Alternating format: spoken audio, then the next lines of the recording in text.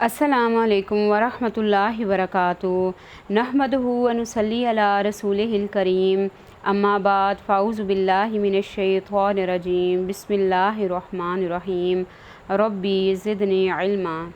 رسول پاک صلی اللہ علیہ وسلم کو اللہ تعالیٰ نے رحمۃ اللہ عالمین بنا کے بھیجا۔ آپ صلی اللہ علیہ وسلم نے اپنی ذات کے لیے کبھی بدلہ نہیں لیا۔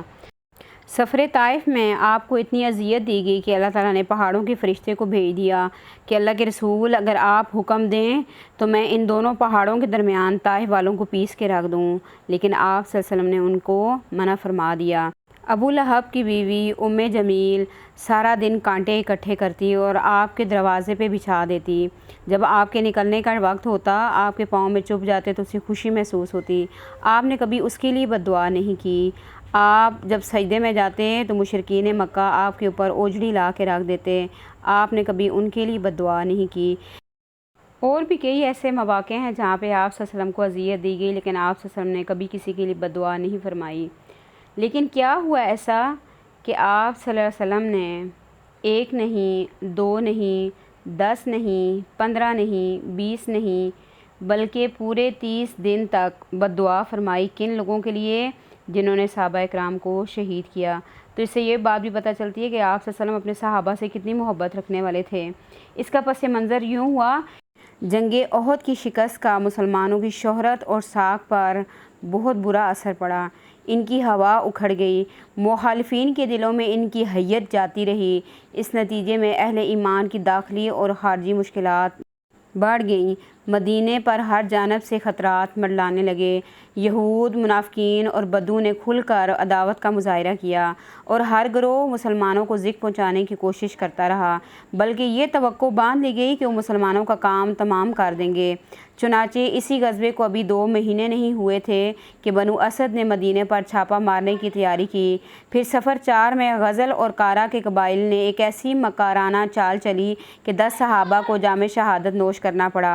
اور ٹھیک اسی مہینے میں رئیس بنو عامر نے اسی طرح کی ایک اور دغا بازی کے ذریعے 70 صحابہ اکرام کو شہادت سے ہمکنار کرا دیا۔ یہ حادثہ بئر معونہ کے نام سے معروف ہے۔ ایک روایت میں آتا ہے کہ رجی اور معونہ دونوں حادثوں کی خبر رسول اکرم صلی اللہ علیہ وسلم کو ایک ہی رات میں ملی تھی۔ ابن سعد نے حضرت انس سے روایت کیا ہے کہ رسول اللہ صلی اللہ علیہ وسلم جس قدر اہل بئر معونہ پر غمگین ہوئے، میں نے کسی اور پر آپ صلی اللہ علیہ وسلم کو اتنے غمگین ہوتے نہیں دیکھا۔ اب ہم تاریخ کے اوراق سے دیکھتے ہیں کہ بئر معونہ اور رجی کا کیا واقعہ ہوا۔ رجی کا حادثہ۔ ماہ سفر میں رسول اللہ صلی اللہ علیہ وسلم کے پاس ازل اور کارا کے کچھ لوگ حاضر ہوئے اور ذکر کیا کہ ان کے اندر اسلام کا کچھ چرچا ہے، لہٰذا آپ ان کے ہمراہ کچھ لوگوں کو دین سکھانے اور قرآن پڑھانے کے لیے روانہ فرما دیں۔ آپ صلی اللہ علیہ وسلم نے ابن اسحاق کے بقول 6 افراد کو اور صحیح بخاری کی روایت کے مطابق 10 افراد کو روانہ فرمایا۔ صحیح بخاری کی روایت کے مطابق عاصم بن عمر بن خطاب کے نانا حضرت عاصم بن ثابت کو ان کا امیر مقرر فرمایا۔ جب یہ لوگ جدہ کے درمیان قبیلہ حذیل کے رجی نامی ایک چشمے پر پہنچے تو ان پر ازل اور کارا کے مذکورہ افراد نے قبیلہ حذیل کی ایک شاخ بنو لحیان کو چڑھا دیا۔ بنو لحیان کے کوئی 113 تیر انداز ان کے پیچھے لگ گئے۔ نشانات قدم دیکھ دیکھ کر انہیں جا لیا۔ یہ صحابہ اکرام ایک ٹیلے پہ پناہ گزیر ہو گئے۔ چنانچہ بنو لحیان نے انہیں گھیر لیا اور کہا کہ تمہارے لیے عہد و پیمان ہے، اگر ہمارے پاس اتر آؤ تو ہم تمہارے کسی آدمی کو قتل نہیں کریں گے۔ حضرت عاصم نے اترنے سے انکار کر دیا اور اپنے رفقا سمیت ان سے جنگ شروع کر دی۔ بالآخر تیروں کی بوجھاڑ سے 7 افراد شہید ہو گئے۔ صرف 3 آدمی حضرت خبیب، حضرت زید بن دسنہ اور ایک اور صحابی باقی بچے۔ اب پھر بنو لحیان نے اپنا عہد و پیمان دہرایا اور اس پر تینوں صحابہ ان کے پاس اتر آئے، لیکن انہوں نے انہیں قابو پاتے ہی بدعہدی کی اور انہیں اپنی کمانوں کی تاند پر باندھ لیا۔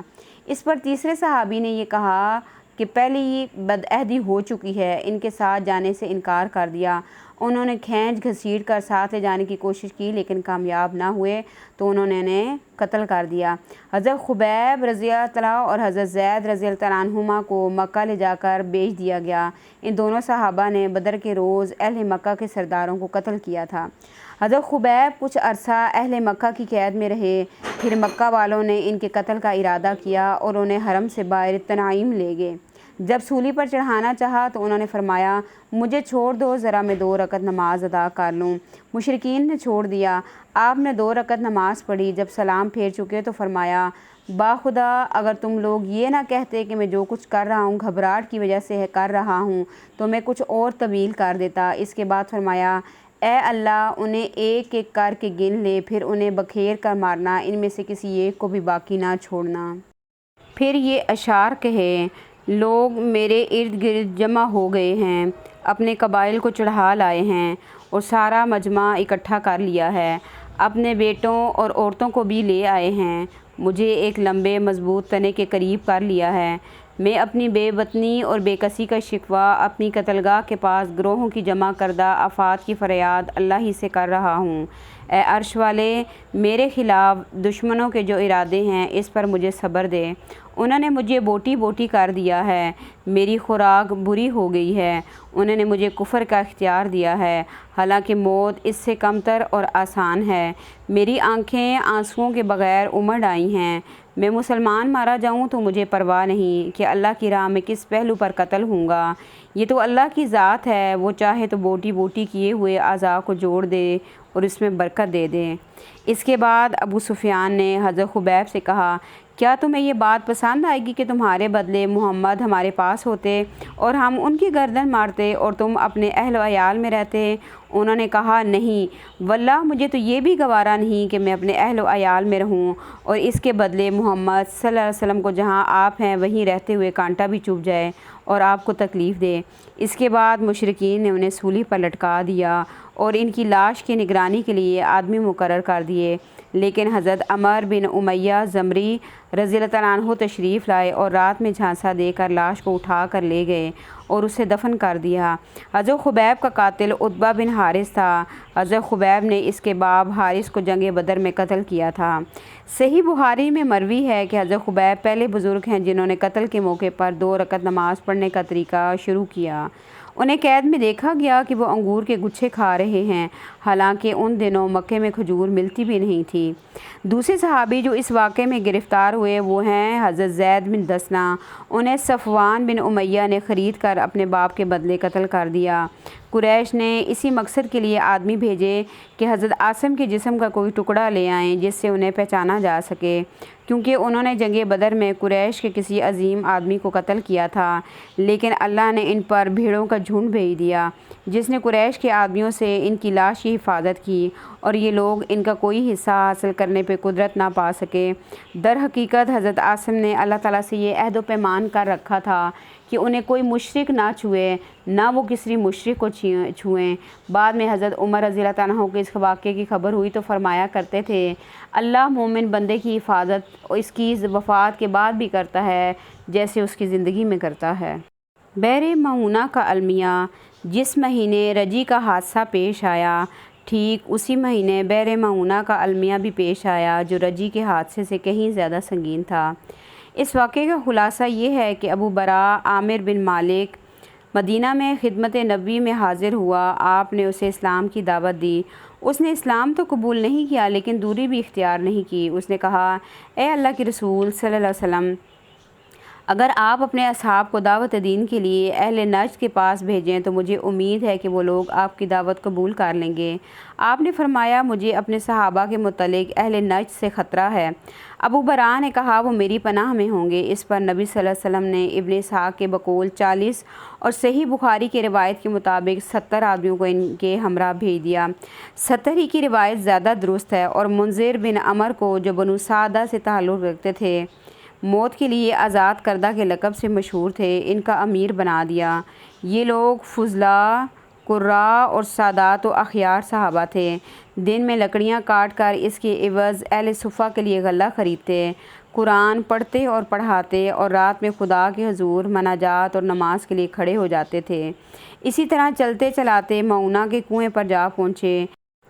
وہاں پڑاؤ ڈالنے کے بعد ان اصحاب کرام نے ام سلیم کے بھائی حرام بن ملحان کو رسول اللہ صلی اللہ علیہ وسلم کا خط دے کر دشمن خدا عامر بن طفیل کے پاس روانہ کیا، لیکن اس نے خط کو دیکھا تک نہیں اور ایک آدمی کو اشارہ کر دیا جس نے حضرت حرام کو پیچھے سے اس زور کا نیزہ مارا کہ وہ نیزہ آر پار ہو گیا، خون دیکھ کر حضرت حرام نے فرمایا اللہ اکبر، رب کعبہ کی قسم میں کامیاب ہو گیا۔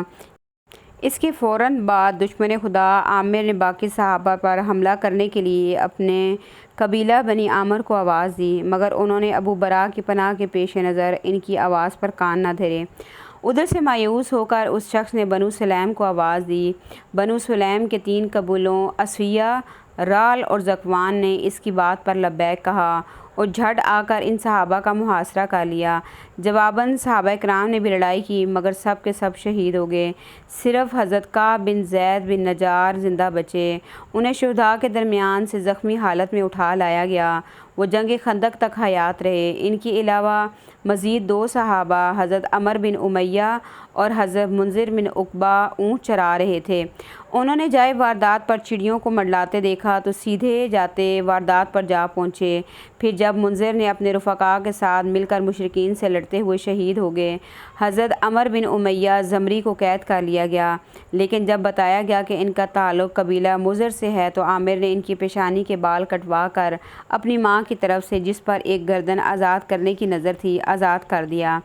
حضرت عمر بن امیہ اس دردناک المیہ کی خبر لے کر مدینہ پہنچے۔ ان 70 فاضل صحابہ کی شہادت نے جنگ احد کا زخم تازہ کر دیا، اور یہ اس لحاظ سے بھی زیادہ المناک تھا کہ شہداء احد تو ایک کھلی ہوئی جنگ میں دو بدو مارے گئے تھے، مگر یہ بیچارے ایک شرمناک غداری کی نظر ہو گئے۔ رسول پاک صلی اللہ علیہ وسلم کو معونہ اور رجی کے واقعات سے اس قدر رنج پہنچا اور آپ صلی اللہ علیہ وسلم اس قدر غمگین ہوئے کہ جن قوموں اور جن قبیلوں نے ان صحابہ کرام کے ساتھ غداری کر کے ان کو شہید کیا تھا، آپ صلی اللہ علیہ وسلم نے ان پر 1 مہینے تک بد دعا فرمائی۔ چنانچہ صحیح بخاری شریف میں حضرت انس رضی اللہ تعالیٰ عنہ سے مروی ہے کہ جن لوگوں نے آپ صلی اللہ علیہ وسلم کے 70 صحابہ کو شہید کیا تھا، آپ نے ان پر 30 روز تک بد دعا فرمائی۔ آپ صلی اللہ علیہ وسلم نماز فجر میں رال، ذکوان، لحیان اور اسیہ پر بد دعا کرتے تھے اور فرماتے تھے کہ اسیہ نے اللہ اور اس کے رسول کی معصیت کی۔ اللہ تعالیٰ نے اس بارے میں اپنے نبی پر وحی نازل کی جو بعد میں منسوخ ہو گئی۔ وہ وحی یہ تھی، ہماری قوم کو یہ بتلا دو کہ ہم اپنے رب سے ملے تو وہ ہم سے راضی ہیں اور ہم ان سے راضی ہیں۔ اس کے بعد رسول اللہ صلی اللہ علیہ وسلم نے اپنا یہ قنوت نازلہ پڑھنا ترک فرما دیا۔ ان دونوں واقعات سے یہ بات پتہ چلتی ہے کہ آپ صلی اللہ علیہ وسلم اپنے صحابہ سے کس قدر محبت کرتے تھے اور آپ صلی اللہ علیہ وسلم کے نزدیک قرآن پڑھنے اور پڑھانے والوں کا کتنا درجہ ہے۔ اللہ کے رسول اگر ایک دفعہ بھی بد دعا فرما دیتے تو اللہ نے قبول کر لینی تھی، لیکن جو 30 روز تک آپ صلی اللہ علیہ وسلم نے بد دعا فرمائی تو اس سے یہ بات پتہ چلتی ہے کہ اللہ کے رسول اپنے حافظ صحابہ سے کتنی زیادہ محبت کرتے تھے۔ تو اللہ تعالیٰ سے دعا ہے کہ اللہ تعالیٰ ہم سے دین کا بہترین کام بہترین حکمت کے ساتھ کروا لے اور اللہ تعالیٰ ہمارے بچوں کو دین سیکھنے اور سکھانے والا بنا دے۔ آمین یا رب العالمین۔ السلام علیکم ورحمۃ اللہ وبرکاتہ۔